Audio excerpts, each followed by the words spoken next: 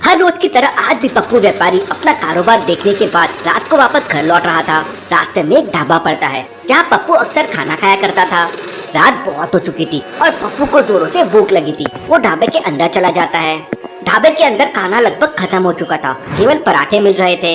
एक पराठे की कीमत 20 रुपए थी और 2 पराठे खाने पर तीसरा पराठा फ्री मिल रहा था। पप्पू टोटल 4 पराठे खाता है। तो क्या आप बता सकते हैं पप्पू को 4 पराठे के बदले में टोटल कितने रुपए देने होंगे? सोचिए सोचिए।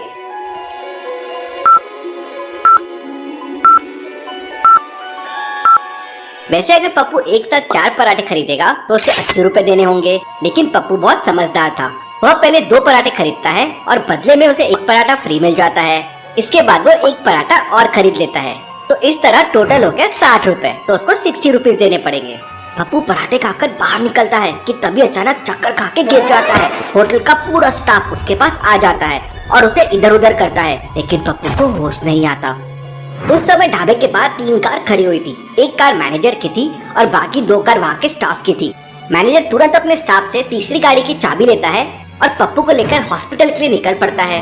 उसके साथ ढाबे के 2-3 लोग और भी साथ में निकलते हैं। तो क्या आप बता सकते हैं मैनेजर ने अपनी गाड़ी यूज नहीं की, दूसरे वाले स्टाफ की गाड़ी यूज नहीं की, तीसरे वाले स्टाफ की गाड़ी लेके क्यों निकला? सोचिए सोचिए।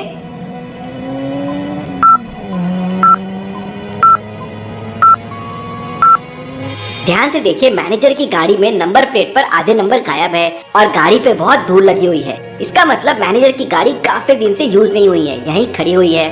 और दूसरी गाड़ी का एक चक्का पंचर है, इसलिए मैनेजर तीसरी गाड़ी में पप्पू को लेकर हॉस्पिटल के लिए निकल जाता है। हॉस्पिटल पहुंचते ही सबसे पहले डॉक्टर पप्पू की जेब से सारा सामान बाहर निकालता है। पप्पू की जेब में नोटों की गड्डियां और बहुत सारा सामान रखा हुआ था, लेकिन पप्पू मर चुका था। केस की छानबीन करने के लिए जाने माने जासूस डिटेक्टिव मेहुल को बुलाया जाता है।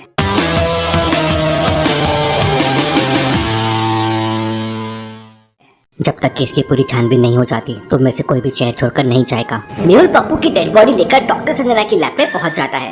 लैब का दरवाजा एक लॉजिकल पासवर्ड से खुलता है। यहाँ 4 बटन है। एक पे उल्लू बना हुआ है, एक पे मोर, एक पे कौवा और एक पे तोता। आपको ऑड वन आउट बटन को प्रेस करना है। तो क्या आप बता सकते हैं चारों में से कौन सी बटन ऑड वन आउट है? सोचिए सोचिए।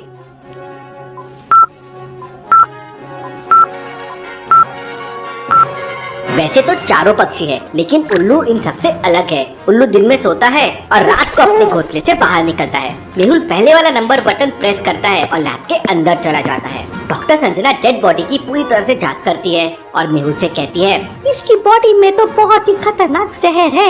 इस जहर की एक बूंद अंदर जाते ही इंसान की मौत हो जाती है। इसका मतलब उसे ढाबे पर खाने के साथ जहर दिया गया होगा। मुझे तुरंत ढाबे पर जाकर पूछताछ करनी होगी। मेहुल अपनी गाड़ी से ढाबे की तरफ निकल पड़ता है। शहर से ढाबे तक पहुंचने के लिए 3 रास्ते थे। पहला रास्ता शहर के बीचों बीच से होकर जाता है, लेकिन वहाँ पे बहुत ज्यादा ट्रैफिक होता है। दूसरा रास्ता थोड़ा शॉर्टकट है, लेकिन वहाँ पर पुलिस की चेकिंग होती है। तीसरा रास्ता बहुत ही लंबा है, लेकिन वहाँ पर कोई ट्रैफिक नहीं है। तो क्या आप बता सकते हैं तीनों में से कौन सा रास्ता मेहुल के लिए सही रहेगा? सोचिए सोचिए।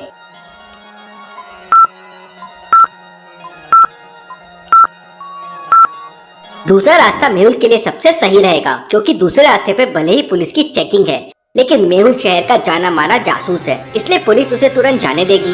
मेहुल दूसरा रास्ता लेके ढाबे पे पहुंच जाता है। ढाबा बहुत ही लग्जरी था। वहाँ पे सभी जगह सीसीटीवी कैमरे लगे हुए थे। मेहुल सारे सीसीटीवी कैमरे चेक करता है। पप्पू व्यापारी के अंदर जाने से लेकर बाहर जाने तक के सभी वीडियो ध्यान से देखता है, लेकिन कहीं पर भी मेहुल को कोई गड़बड़ दिखाई नहीं देती। मामला कुछ और ही है। मुझे दोबारा से डॉक्टर संजना की मदद लेनी होगी। बॉडी को अच्छी तरह से चेक करने के बाद डॉक्टर संजना मेहुल को बताती है कि पप्पू व्यापारी को जहर दिया गया है, लेकिन जहर उसके खाने में नहीं था। मेहुल कंफ्यूज हो जाता है। मामला कुछ ज्यादा ही सीरियस लग रहा है। एक तरफ डॉक्टर कह रही है कि पप्पू को बहुत खतरनाक जहर दिया गया है, जिसकी एक बूंद से इंसान मर जाता है, और पप्पू ने आखिरी बार उस ढाबे पे खाना खाया था, तो फिर उसे जहर कहाँ दिया गया होगा। मेहुल दोबारा से उसी ढाबे के सीसीटीवी कैमरे चेक करता है, तो इस बार उसे एक क्लू मिल जाता है। तो क्या आप इस वीडियो को देखकर बता सकते हैं मेहुल को इसमें क्या क्लू दिखाई दे रहा है? सोचिए सोचिए लॉजिकल आर्मी।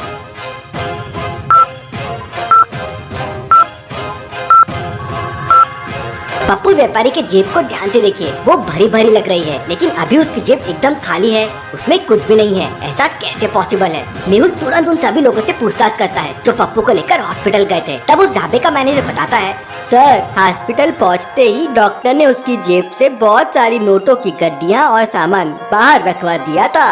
नोटों की कट्टियाँ जरूर, यहीं पर कुछ गड़बड़ है। मुझे हॉस्पिटल जाकर पप्पू व्यापारी का सारा सामान चेक करना होगा। मेहुल अपनी गाड़ी से हॉस्पिटल पहुंच जाता है। हॉस्पिटल के अंदर डॉक्टर अपने केबिन में बैठा हुआ था, लेकिन केबिन का दरवाजा एक पासवर्ड से लॉक था। पनीर, दही, रसमलाई या छाछ, इन चारों में क्या ऑड वन आउट है? सोचिए लॉजिकल आर्मी और मुझे आपका आंसर कमेंट करके बताओ।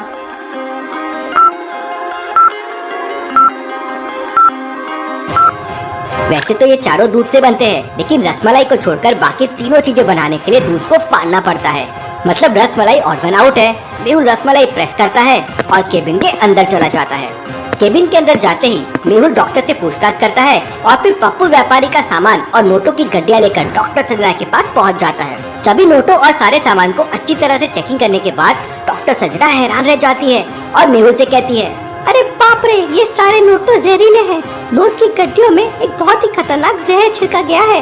और वो ना हो, इन्हीं जहरीले नोटों की वजह से पप्पू की मौत हुई होगी। लेकिन मर्डर करने के लिए इतना खतरनाक प्लान किसने बनाया होगा? जरूर कोई पहचान वाला आदमी होगा। सच्चाई का पता लगाने के लिए मेहुल अपनी गाड़ी लेकर पप्पू व्यापारी के ऑफिस की तरफ निकल पड़ता है। रास्ते में सड़क पर एक जगह बहुत सारे लोग खड़े हुए थे। मेहुल अपनी गाड़ी से उतरकर देखता है तो वहाँ पर दो कारों का एक्सीडेंट हो गया था। दोनों कारों को देखकर मेहुल तुरंत समझ जाता है कि दोनों में से कौन से ड्राइवर की गलती है। लेकिन क्या आप समझ पाए लॉजिकल आर्मी? ध्यान से सीन को ऑब्जर्व कीजिए और मुझे आपका आंसर कमेंट करके बताइए।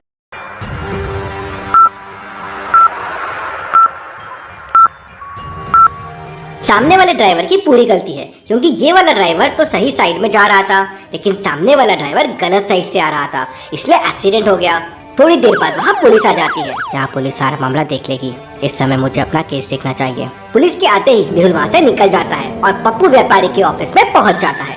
ऑफिस में इस समय 3 लोग बैठे हुए थे। मेहुल वहाँ पूछताछ करता है तो उसे पता चलता है कि पप्पू व्यापारी के मरते ही ऑफिस का मैनेजर वहाँ से गायब है। जरूर मैनेजर इस मर्डर में मिला हुआ है। मुझे सबसे पहले मैनेजर को पकड़ना होगा। मेहुल मैनेजर के घर का एड्रेस पता करके उसके घर पहुँच जाता है। मेहुल घर के अंदर जाता है और एक बूढ़े आदमी से पूछताछ करता है तो वो आदमी कहता है कि मुझे कुछ भी नहीं पता है। मैनेजर तो पिछले 2 दिनों से घर नहीं आया है। इसके बाद मेहुल को पक्का यकीन हो जाता है कि इस मर्डर में मैनेजर का हाथ है। मेहुल काफी कोशिश करता है, लेकिन मैनेजर उसकी पकड़ में नहीं आ रहा था।